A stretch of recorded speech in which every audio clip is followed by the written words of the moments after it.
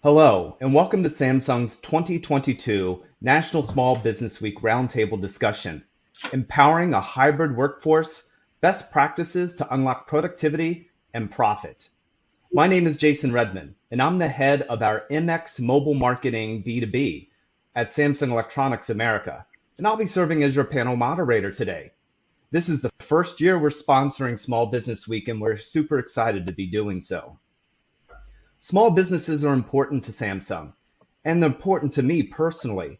I'm the son of a small business owner who at 82, my father is still running his business and going in a few days a week.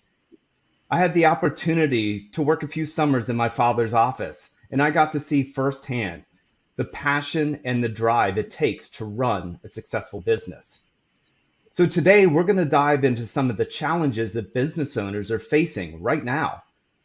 Because while the challenges of the new work reality are well known, the best practices aren't so. So we hope today's discussion is going to be helpful for you, and we'll have time at the end to answer your questions, and we look forward to engaging with you. Joining me today, we have four great panelists. Let's introduce them. We have Alexa Rose Carlin. She's the CEO of Women Empower X, which helps women entrepreneurs grow their business, and is also an in-demand public speaker, TV personality, member of Team Galaxy, and she's the author of her new book, Adaptable. Welcome, Alexa. Thank you so much for having me. Super excited to be here, and apologies in advance if your Alexa device goes off, but I promise it will be worth it. There we go. Thank you, Alexa. Next, we have Tiffany C. Wright. She is a serial entrepreneur, author, and former CFO and COO of multiple small and medium businesses. Her firm, The Resourceful CEO, helps B2B companies transform themselves to reach higher profits and greater owner freedom. Welcome, Tiffany. Thank you, Jason. I'm glad to be here. I also wanted to add that we help restructure to drive more cash management, and that my photo makes me look like a barrister in the UK. Well, maybe we'll be making some important decisions today, Tiffany.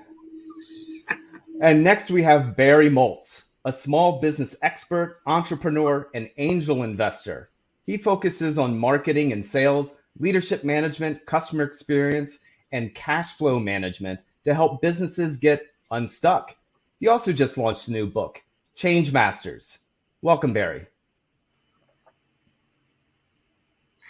Jason, thanks for having me. I'm excited here to be with Samsung and also the National Small Business Week, really to talk about all the changes that small business owners have had to endure and adapt to over the last couple of years.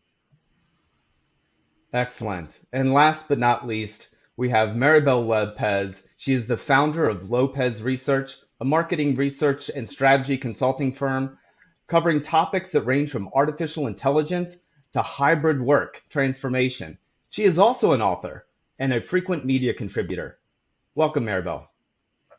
Thanks for having me. I'm excited to be here.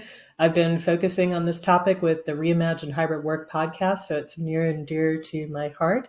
And I'm also working on a book now, The 5 Elements of Creating an Employee Experience, an engaging employee experience. And I think that's important because without a good EX, you can't have a good customer experience. Absolutely. And I am the only one here that is unpublished. So let me just make that clear. Thank you all for joining today. And we really want to get this kicked off by provoking some thoughts, right? I'd like really your opinions on what is the single biggest challenge you see small businesses facing today. And Maribel, let's start with you, please. Well, clearly from where I sit, it's labor. Many of you have seen the U.S. Bureau of Labor Statistics, 47 million Americans quit their job in 2021. This trend actually started before the pandemic. It slowed a bit, but it's now escalated to be about 2.5% of the workforce. We've seen it in accommodation, food services, leisure, hospitality. We've seen a lot of issues with healthcare workers as well in terms of maintaining those. So some of the things that kind of worry me about this is that 42% of the women in a McKinsey study said that they were burnt out, and a third of them said that they were going to be leaving the workforce or looking for another job or cutting their work hours. So we're having a really hard time keeping labor for a lot of different reasons. Cost and availability of childcare, just a lot of issues I think we have to think about in terms of how do we keep the people we have and make them happy, and then how do we attract and retain new talent. Absolutely. Hiring and retention is indeed a big challenge.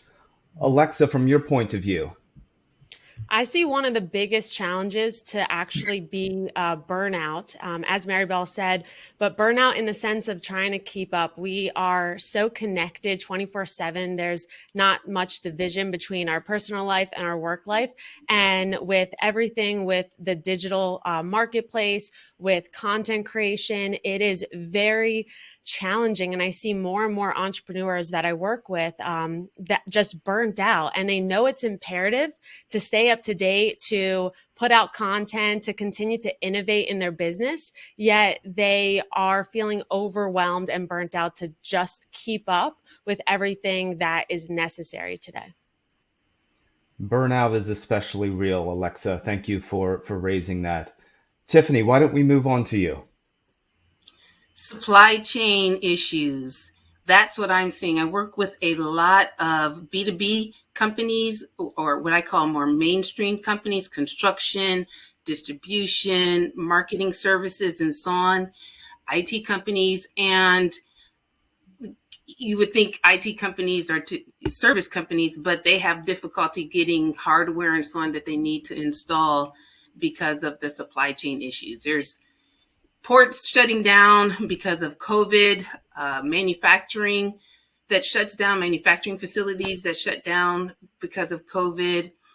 And all of that has caused a ripple effect. And then, of course, you had blockage in canals. So it's just been really, really difficult to get the equipment or the inventory or the supplies that companies need. And then the issue also is that this really adversely impacts cash flow for small businesses. Small businesses don't have access to capital that larger companies have. And it's, if it typically took 1 to 2 months to get something, and now it's taking 3 to 6 months, that's a huge impact on cash flow. So that's the issue that I'm really seeing. Absolutely. Supply chain, everything from building materials to semiconductors. There isn't an industry that isn't being touched by this challenge. Thank you, Tiffany. And finally, Barry, what's your point of view? What's the biggest challenge? Well, I think, Jason, we really can't ignore inflation. It's running at almost 9%, the highest in the last 40 years. And we see it every single day. Even if we go get some gas or we go into the supermarket, things cost 40 or 50% more. We know that people are costing a lot more. But there's also an opportunity here. It's a time when small business owners should raise their prices. Small business owners have always been afraid to raise their prices because they think that they'll lose some customers. But now customers understand and expect you to raise your prices. And the second advantage thing is now that you have an opportunity to really understand what your costs of goods sold are, what your net margins are, see what you're doing this year, compare it to what you did last year to see what the difference is, and get a hold of your financial results. Absolutely. I think that is a great point. And we know that cash flow from a small business owner perspective is already and always has been one of the biggest challenges. So add the 3 other big challenges to this. And there's a lot for business leaders and small business owners to understand. They're dealing with one or many or all of the topics that you have brought up. And these 4 biggest challenges are really going to underpin the rest of our discussion today. So let's keep the conversation moving, and let's move on to our first question. We're in an interesting moment of this hybrid or remote work situation. Many companies like ours are bringing employees back to the office for at least some sort or some part of the week. I think it's left up to a little bit of the flexibility of the employee and the employer. We also have a small business research group that we pinged, and we wanted to understand where they are at in their decision making. And there's 50% that say they are solely in a hybrid model. The other 50% is split 50-50, one completely remote, and the other half of that 50% is completely in the office. It all depends on what you're doing and what business you're in. But that begs the question, if your team can be effective at home, should you require them to come back to the office? Tiffany, why don't we start with you on this one? Well, again, I work with a lot of mainstream businesses. So as you said, if you have a distribution company and they have to move material around, drive trucks around and so on, then obviously you can't do that remotely, at least not yet. Or if you have construction crews, the construction crews have to be there. But if you have a marketing services firm or IT services firm and you're not actually deploying something or participating in some kind of show or whatever, you can do that remotely. So I see a lot of owners have resistance to allowing their people to stay home. And I say, this is a time when there's a labor shortage. And my point has always been that if you put in the operational infrastructure that you need in order to drive the high performance of your business, then people should be able to work from wherever they can.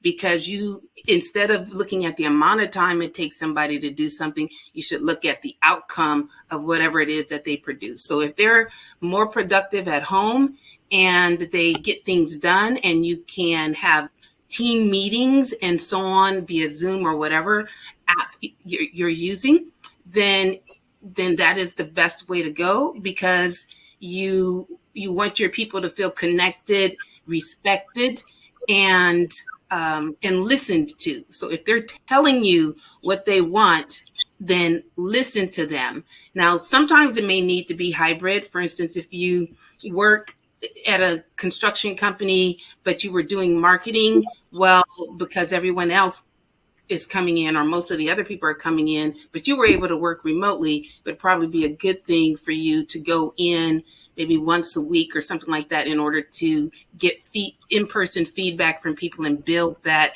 rapport. So I really think more about if you're going to be fully remote, being more focused on engagement and rapport and building teams, and then if you need to get together in person, you can do that at work, or you could do that elsewhere, because team building doesn't have to occur at work. But yeah, so the focus, when I think of this, the focus is you can be fully remote. If that's what your people want, then go for it. Then do whatever you can to support it. If hybrid is what they want, then do that to support it. So focus on what your employees want and what your business needs, and just make sure that both sets of needs are met. Yeah, and I think you bring up another great point in there, is that listen to your employees, listen to what your workforce and your team has to say, because their opinion is important, and that brings a sense of ownership.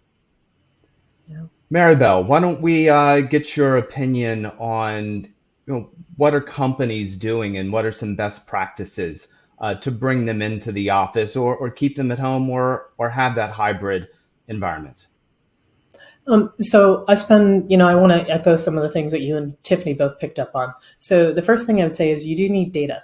A lot of people are making these decisions without actually asking anybody. So if you actually ask your team, you get a better sense of who wants to be in, who wants to be at home, and why. So some of the why is actually really important. The second thing, I think, if you're looking at best practices, is whether you call it hybrid work, distributed work, whether you're doing full-time remote work for some, hybrid work for others, you really need a strategy on how that's going to happen. And there's been a lot of debate in the landscape about whether or not you should mandate these things or not, and if it's a company-wide mandate or if it is a group-wide mandate. But regardless of which way you do it, and I think either way can work, but I do think you need to have some expectations around when certain people have to come into work, why or how, what timing they're going to be available, because if you're working at home, you might actually work different hours based on childcare or other things that you need to do. But the most important thing, if you did nothing else, the most important thing to be successful in a distributed work environment is to actually say, how am I going to measure whether or not an individual employee is successful? And that really means you have to think about what is a job they're doing, what do they have to do in what time frame, and then go back and look and say, did they do it? Because whether they did it at 2 in the morning, 2 in the afternoon, whenever they did it, if they're remote, it was accomplished. And that's the real goal. And I think what we're exposing now is that when people were just in seats, we had sort of a more loose environment in terms of, well, how do we do things? How do we monitor and manage things? It just sort of happened. Now you have to be very directed about it. And engagement was another thing that Tiffany brought up that I think is very important. If you're going to have a distributed environment, engagement doesn't naturally happen. You have to create engagement opportunities.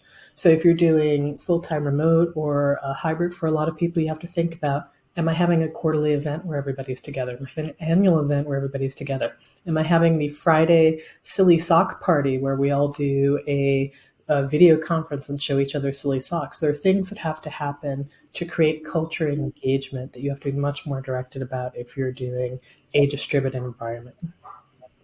The silly sock party, that sounds like a lot of fun. I did want to follow up a question because you thought that was a lot of fun. You talk about structure. How structured do you have to be when building your hybrid environment for your business with your employees? Does it have to be very structured, or do you give them guidelines and allow them to pick and choose what works for them and works for the business? Tell me a little bit about how structured you believe it needs to be. Well, yeah, go ahead, Tiffany. I'm going to jump in. Please. What I have found in working with a lot of businesses in the $5 to $50 million range is that they will have like a org chart that is often completely useless. What they're doing and how they're doing it does not follow it. Who reports to who isn't clear. Who is responsible for what? Where's the accountability? There's no key performance indicators. There's none of that. And so and this is why it's so important for everyone to be in person so that you can direct everyone. But when you have, when people are working from home, you have to empower them. You have to be very clear about, this is what I believe and what I've seen the biggest impact is when you're very clear about what your company's goals are and your strategic goals, and then you share them with your people. If you don't have to talk about revenue, you don't have to let your employees know the revenue, but you can use percentages. Our profit was 10% and we want it to be 12% next year or something like that. But when you then push that down and make senior management understands what they're responsible for, who's reporting to them and why, and then managers and so on. And this is not a strong hierarchy. It's just being very clear about who does what, why, and then you talk about the tasks. But that way you're able to give them a lot more freedom in how they achieve something, which is much more conducive to them doing it at home, as Maribel said, during the time frame that works best for them. Can I jump in here real quick? Please go. I think it's really important to allow things to be fluid. So we talk a lot about structure, like when you need to come in, how many times a week do you need to come in? But I think the most important thing here, because every business is different, is about making sure that you allow fluidity.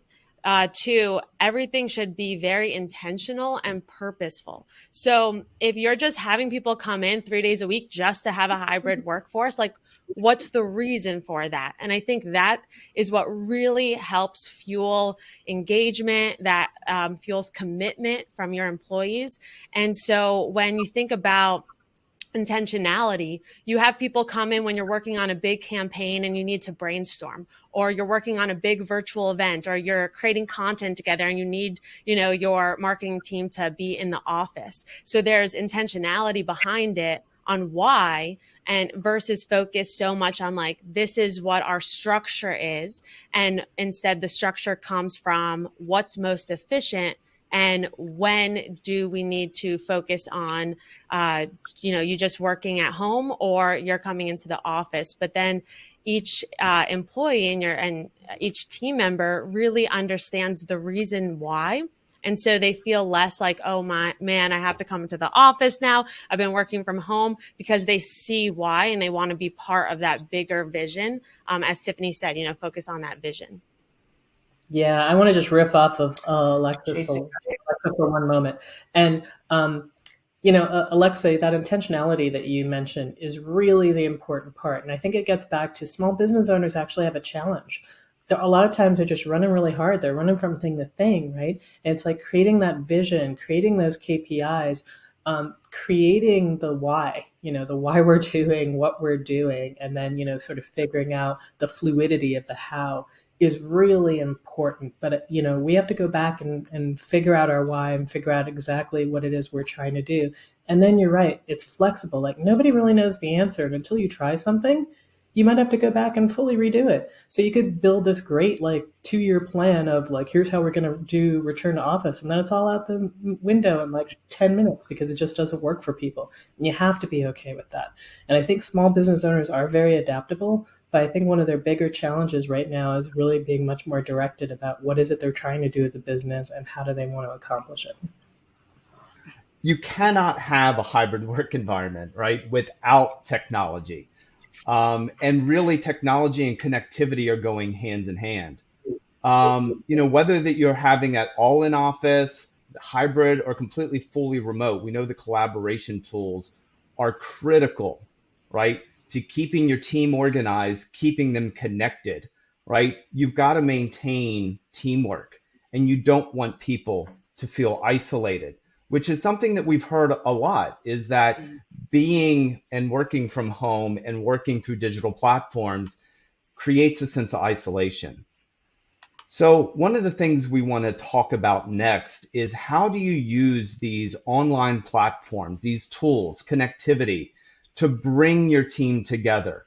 How do you increase adoption? And how do you maintain that collaboration and creativity when you're out of the office? Alexa, why don't we start with you? So I'm a big advocate on finding the right tools to run an efficient business. And I think the main thing is finding tools that you enjoy working with.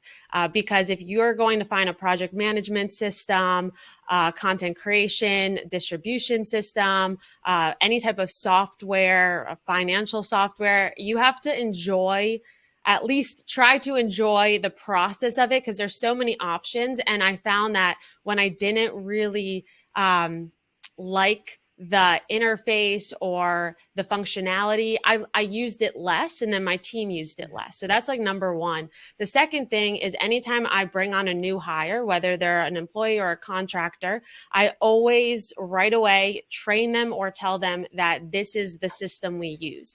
Me and my team, we don't even email back and forth because there's so many emails with external partners, external relationships, that we only communicate through our project management system. So that has been a game changer for us, especially in this virtual world where my team lives all over the world. And the third thing is to really to make sure that adoption, people adopt it and use it, is again to explain the why, explain how it's going to save them time or make the team more money, or allow them to do their job more efficiently. I mean, everyone's looking to save time. Everyone's looking to do things more efficiently. And people already have so many, balls in the air, things going all around, that if you have systems in place and they know what this system is for, why they're using it, and how they can use it to their advantage and their work-life balance or their job to move the needle forward, then people are going to be more open to adopting different platforms. And so that's especially important when you're putting in a new platform in place to employees or contractors that have already been using one thing and they're used to it.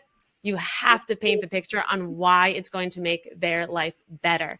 And also tools for yourself. I mean, I'm a Team Galaxy ambassador, so I use all Samsung products, and they help me run my business and life on the go as well as in the office. So if you travel a lot, you want to make sure that every thing that you use, all the software, all the tech tools, your mobile and computer can definitely help you run your business from the beach, from traveling for an event since events are coming back, or from your home office. Awesome, Alexa. And I think one of the things you said that is extremely provocative is that there's no emails amongst team members, right? I think that's really disruptive and just shows you what today's technology can help businesses achieve, and making that much more streamlined. Barry, why don't we go to you next? Well, Jason, video chat or video phone calls have been around for a long time. I first saw it demonstrated in 1964 at the World's Fair in New York. And yes, I am that old. But I think that video meetings and chat really didn't get its moment until COVID, when people felt so isolated that they really did want to connect over video. And now I think the default has become, instead of doing a phone call, we're going to do some kind of video conference commonly via Zoom or Microsoft Teams or something like that.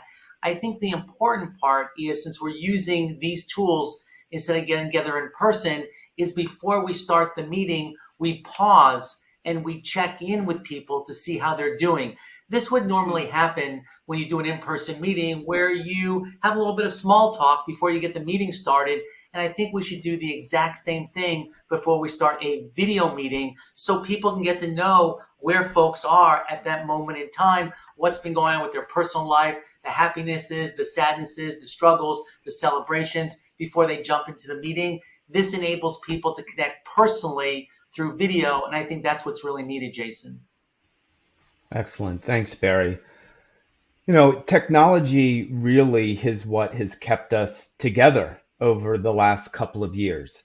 But we all know, as things are starting to open back up and we're moving around and we're coming back into the office a couple of days a week, maybe 3 days a week, it's really, how do we start to look at the balance of what is digital, what is physical, when you're looking at building your business, having team engagements?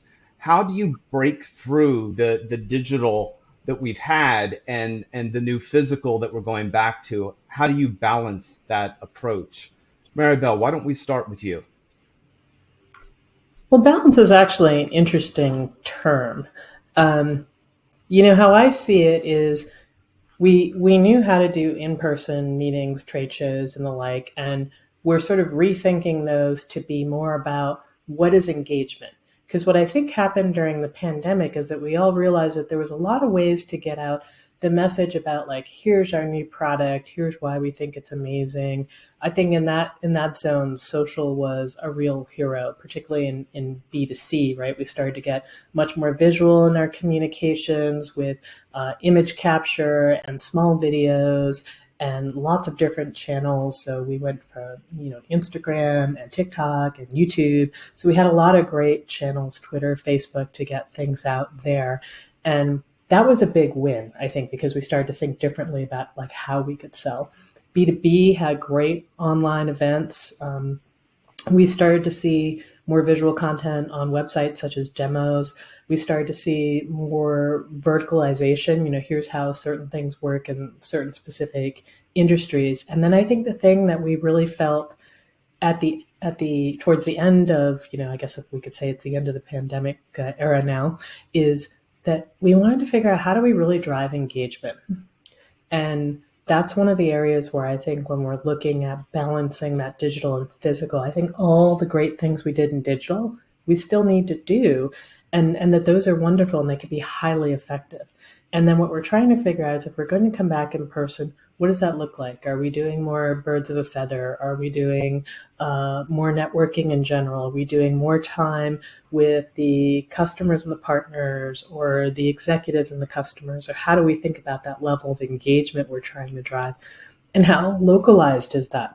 Do we need to do big events, or do we need to do lots of small events? So I think there's a lot on the table in terms of thinking about balance, but it all comes back to engagement. Even in digital, we're looking at better ways to engage digitally. People have started sending me emails that have little videos in them that sort of give me a sense of the salesperson and a sense of the product. I'm like, oh, that's great. And, there's a lot of what I would call asynchronous communications that could be really interesting in that as well. So I don't think we're going to give anything up, but I do think we're thinking a lot more about engagement.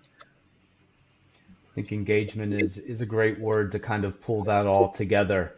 Tiffany, what are your thoughts on this topic of balance and engagement? Well, I remember years ago, I worked for a software company, and occasionally we had what do you call shelfware, where a larger company would buy a bunch of software and then just keep it on the shelf. They wouldn't use it because you have to have the internal systems and processes there to support the use and to best be able to utilize whatever tools you have. And like Alexa mentioned, efficient, but coming from a manufacturing background, I worked 5 years at Honda earlier in my career. Efficient is very important, but effective. You must be effective first, because you can be highly efficient in something that you don't need to do at all. And therefore, you're not effective. Effective is what ties you to whatever goals you're trying to achieve. Are you achieving what you meant to achieve? That's effectiveness. Are you doing it in the most streamlined manner that you can? That's efficiency. So what I say is, it's when you're doing when you're connecting with your customers and so on, what's the focus? Do you want great customer service? I have so many clients who say, we have great customer service. And I say, oh, let me read what some of them have written. And then there's nothing there. Call your clients. So I say call. One of the first things I do is I'll call clients and get customer feedback. So that is something that you want to do. What's the customer feedback? How are your customers? Are you working with your customers? How can you work with your customers better? What are they doing now? And what works well for them now? If you're B2C, you get their information on you can collect a lot of information about their likes and so on, and send them information or emails or pings, text, or whatever. If you're B2B, you need to call them on their birthday or send them cards or something for their children. And yes, cards actually really do work because they're very rare. But customer service, did you, after a product or service was delivered, follow up with them? How was the product? How was the service? What was how was delivery? How was the delivery? Excuse me. How are you working with it? Has there been any issues? Do you have any concerns? What could we do better in the future? If you made this a practice and then you utilize digital tools to help you make this, to help you automate this, then I think that's the way that you leverage these tools within the current environment. And you, by being remote or having all these digital tools, you can do this so much more effectively than when you had to actually, call everyone up or get in your vehicle and go see them. So you can really do more with less by leveraging the tools that are out there. Jason, I think that one way, surprisingly, that you can get through the clutter is to actually pick up your phone and call someone. Right now, people communicate through email and all sorts of other digital ways. How many times you actually get a phone call from someone that wasn't scheduled? It's shocking to me when a business contact picks up the phone, just calls me kind of out of the blue. I think that's one of the most shocking ways today that you actually can get through all that clutter is through the old-fashioned call them. Sometimes going old school definitely breaks through. I think one of the things we've seen from a marketing perspective is direct mail is making a comeback, right? Just so that, because everything is online or has been online, as we start to go into hybrid, you're starting to see better engagement through phone calls and then that balance between the two. Can I just wrap this up by saying that I think that there is no one way, and you have to think of it as a coordinated plan, and that they all need to reinforce each other, right? So direct mail actually leads a lot of people to someone's web. And it's a good reminder to get them there. But some people say, well, why would I do direct mail? Direct mail's so dead. It's like, well, people have a multi-channel journey. And I think this is something that larger companies get more than smaller companies. I think that's a great point. It is about a balance and what works best for your business. But, don't look at anything and take it off the table, right? I think trial and error is something else that we've discussed through this, is that don't be afraid to give it a try. So I want to go to one of the hot button topics that came up at the top of our conversation around hiring and retention. And I want to relate this to a conversation I was recently having with my brother-in-law, Eddie, who actually is a small business owner and he has a small wealth management firm. We were really talking about what he is doing to maintain his employees during this time. And his point of view was something that I have found fairly consistent in the conversations that we've had with small businesses. And it was really around the idea of ownership. Yes, he is the business owner. But as we've had throughout our discussion in our panel today, is that giving a sense of ownership to your employees through their voice, through their opinion, and your trust in them to drive the business is something that is truly unique and something that works very well. Let's dig into this deeper under the context of the Great Resignation that we've all heard about. We know hiring and retention is a real challenge. So what are some of your tips, best practices to attract talent, to keep them engaged, and make them feel like they are contributing to the business? Barry, why don't we start with you? Thanks, Jason. Turnover, we know this year is going to be a huge issue. Some people forecast that many companies will see 25 to 50% turnover of their employees. And we have to remember that people don't leave companies. People leave other people. So if someone's left you, it's probably because they weren't really tied into the mission of the company. And that's really where it starts. That's bigger than them. So how are you going to create a mission for the company that everyone can join in on? Really, the second thing in that area is you really have to care about your team members and your employees. Now, that may seem like just table stakes, but I mean really care about them on a personal level. It used to be, how can my personal life fit into my business life? Now we have to ask the question, how is my business going to fit into my employees' personal lives? So you have to understand the incredible pressures they're under, not only from perhaps taking care of other family members, but also with huge inflation. And really then finally, let's face it, you're going to have to pay people more. You're going to have to be competitive because they're going to be able to go across the street and make 20 or 25% more. You've got to give them a reason to stay and be competitive with your most valued employees. And that's why it's very important to do some kind of compensation audit every single quarter for your best people to make sure that they're being paid competitively so they will stay. So Alexa, why don't we what are your tips and best practices? Definitely agree with what Barry mentioned. And one thing that I always do when I work to hire new people onto my team is I ask them what motivates them, what drives them, what are they looking for in this role, in their own career and life.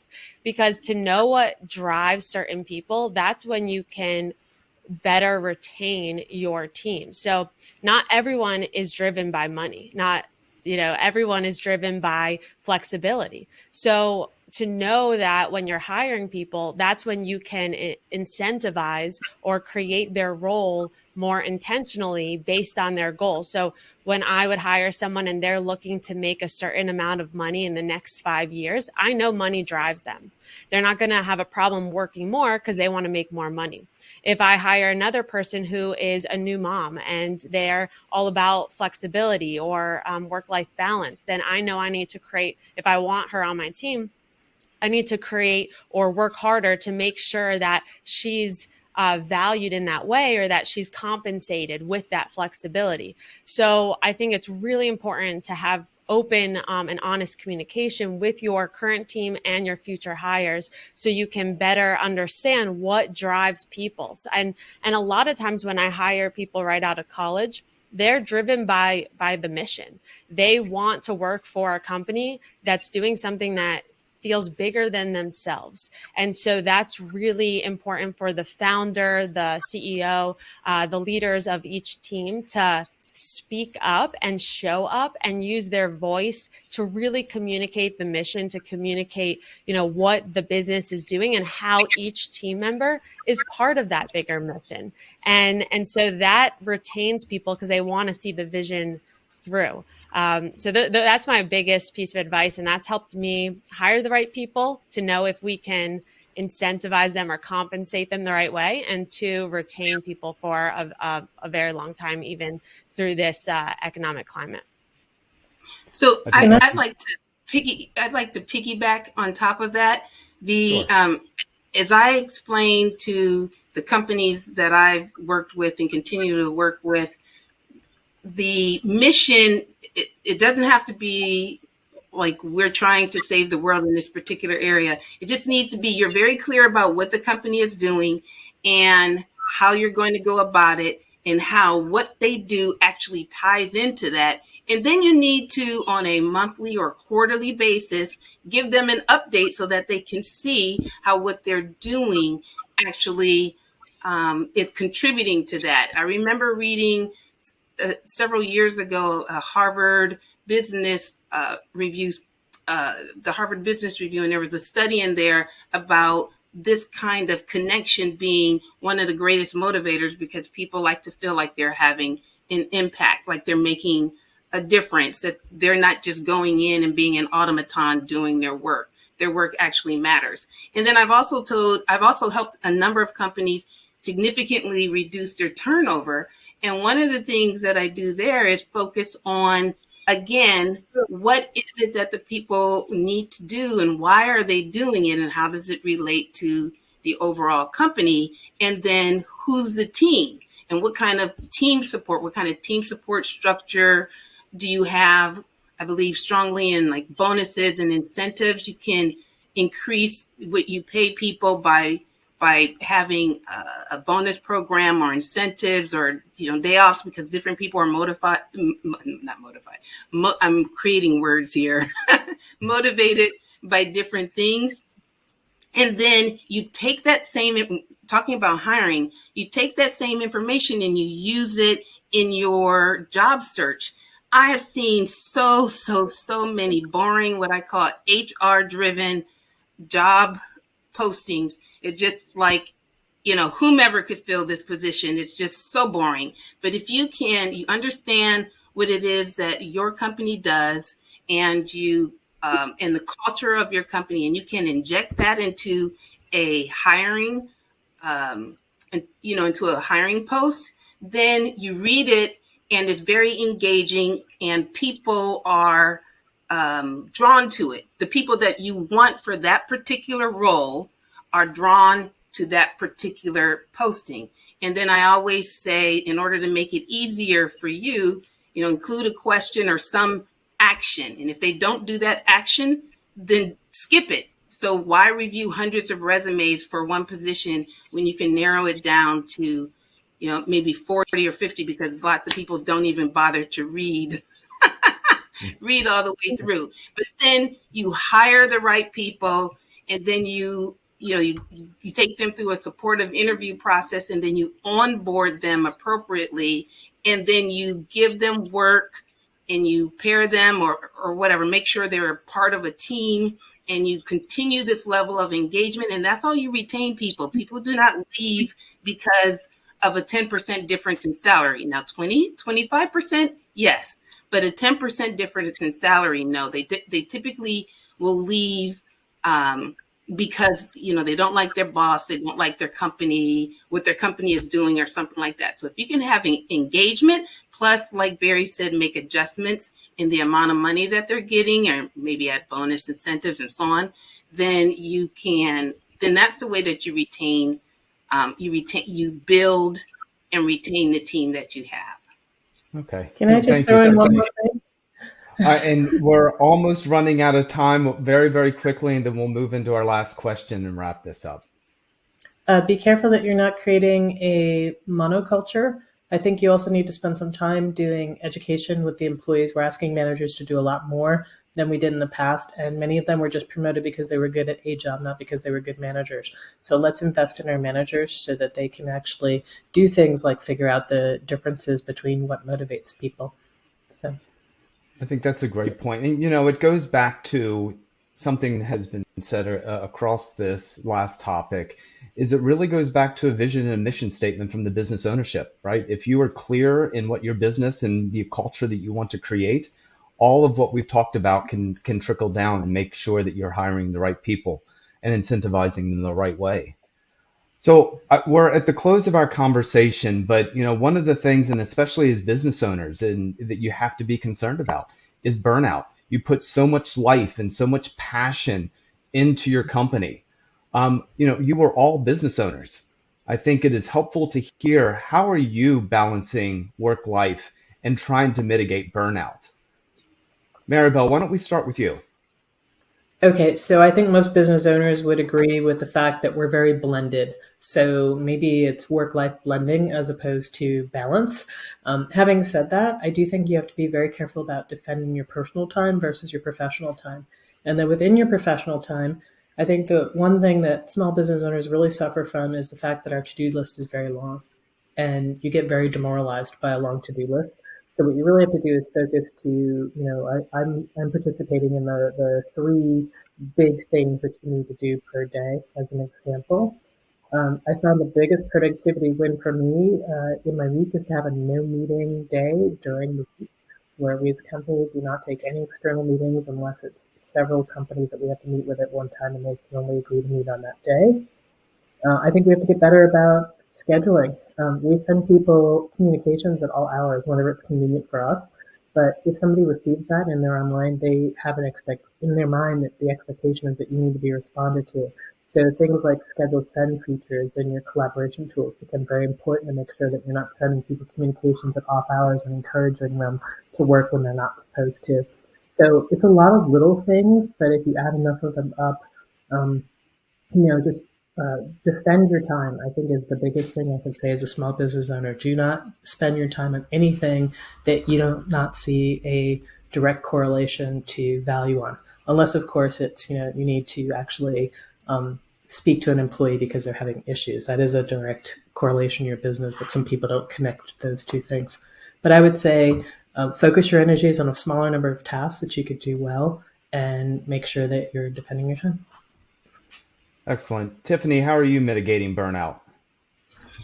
Well, there was years ago, I took a Franklin Covey time management course, and I still use that: values, goals, and then what I want to accomplish for the year and what I want to accomplish for the month, and then break that down on a weekly basis and then on a daily basis. So A, B's, and C's. A's are critical. I remember I had a friend who had also a business owner who had a task list of like 17 things, and these little minor things had the same criticality as these large things. So anyways, I helped her address that, but that's what I do. So focus on the main things and get those done first, because oftentimes those are the things that I don't want to do. I was during the pandemic, I'll admit, I was getting a little burnt out because of being at home so much, when previously I was traveling all the time, and it just completely 100% stopped.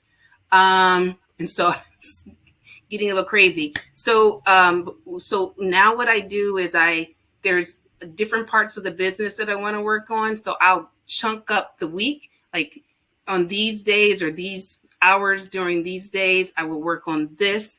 And on these hours of these days, I will work on that. So then I schedule phone calls, meetings, and things like that, or just work accordingly. And for me, I have to work out. And that was something that I had stopped because of the gym and me worried about COVID and so on. And so now I make sure that I work out. I work out 30 minutes to an hour every single day. And that helps me relieve the stress. And for me, I'm an evening person. So I'll just cut it at 7. So if I come back to work in the evening, that's fine. But I cut and I go work out. And that helps me maintain my balance. When I don't cut it, then I might just keep going. Well, thanks for sharing that. Barry, how are you taking care of yourself and avoiding burnout? I think there are two things, and I agree with Maribel that you really have to decide the night before, what are the two things that you're going to do that's really going to make the next day productive. Our to-do lists are way too long, but just identify those two things and try to work on those first. The second thing is that being on Pacific time, I've adjusted my work day to only work from 7 a.m. to 3 p.m. I'm feeling bad now, Tiffany, because I quit a lot earlier than you do. I quit at 3 o'clock, and at 3 o'clock, I'll go outside and I'll either hike or bike. And I find being in connection with nature really helps relieve the stress. So I agree with both Maribel and Tiffany that you really got to figure out how you can limit your time and also take care of your body and do some kind of physical workout. And those two things will really help you balance work and what goes on the rest of your life. Excellent. And lastly, Alexa, let's wrap it up with you. How are you mitigating burnout these days? So hard to be last because I agree with, everything everyone said. So all about work-life blend, batching, creating content or batching work. I schedule everything, including my personal time. So I schedule cooking dinner, I schedule workouts, and I think that's really important. Just like you schedule meetings, I schedule personal time and anything that's self-care. And also, one thing that I think leads to a lot of burnout is when we do all these tasks and we're not seeing direct results and we feel like we're just like on this never ending hamster wheel. So one tip that or thing I'll share that since everyone kind of said everything I was planning on saying is we've all heard of like the KISS, right? Keep it simple. And so what I did one time was I kissed the model, as I like to call it. So for my marketing strategy, for example, I put out on a whiteboard everything we were doing, not just say Instagram, but Instagram stories, Instagram reels, Instagram posts, Instagram videos, like everything. And I did that for our entire marketing plan. And then from each item on this whiteboard, I measured the results. What are our results? And if it wasn't over a certain amount, then we crossed it out. And my marketing plan went from like this to way simpler. And so now we're just focused on really tasks that provide results. So if you do that with every part of your business, from hiring to operations to marketing, then that allows you to, again, be effective and efficient, but lead to less burnout and have more time so you can enjoy your personal life without always thinking about work. Try to. I think that's great. And sometimes repetition is reinforcing, right? So hopefully our viewers have seen this and heard some great ideas, and that's been repeated. So maybe they'll give it a try and put it to practice in their business. I know we've gone a little over, and I want to thank you all for your participation today, your opinions and your guidance. It's been a really exciting discussion, and we hope our audience has really enjoyed the conversation. So I want to thank all of our panelists again and the audience members for your time and your participation. We're honored to have this opportunity to connect with entrepreneurs and small business owners from coast to coast, and we look forward to the further opportunities to connect with each one of you in upcoming Small Business Administration events. Thank you again, and we'll now open it up to questions.